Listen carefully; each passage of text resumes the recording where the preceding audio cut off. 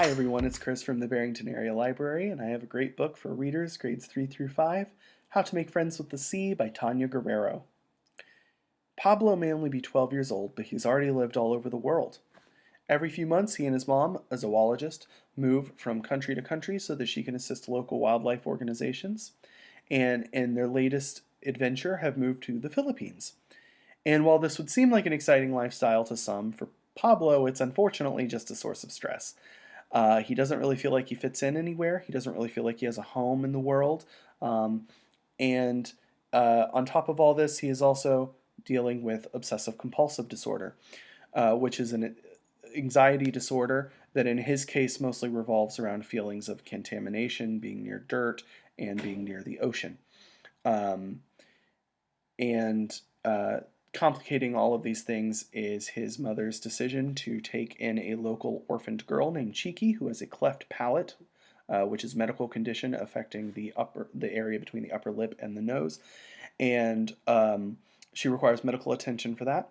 She is much younger than Pablo and really looks to him for emotional support and guidance. And while he's initially really reluctant to give that, because he tries to put a distance between himself and anyone he meets whenever they move, he soon finds himself fitting into the role of big brother to Cheeky and realizing that he wants to be strong for her and that maybe if he is strong for her, he can be strong for himself too. This is a beautiful, realistic fiction novel. It is an own voices novel, which means that it was written by a Filipina author. And it does deal with some pretty intense topics that may be uncomfortable for some readers, specifically um, Pablo's struggle with obsessive compulsive disorder, which is realistically depicted, as well as Cheeky's medical issues, which are not explored in too much detail, but they may be a little intense for some readers. Pablo also has some very ugly thoughts and prejudices about local Filipino culture, but much of the novel is devoted to him learning to overcome these prejudices and love sort of his neighbors and the local culture.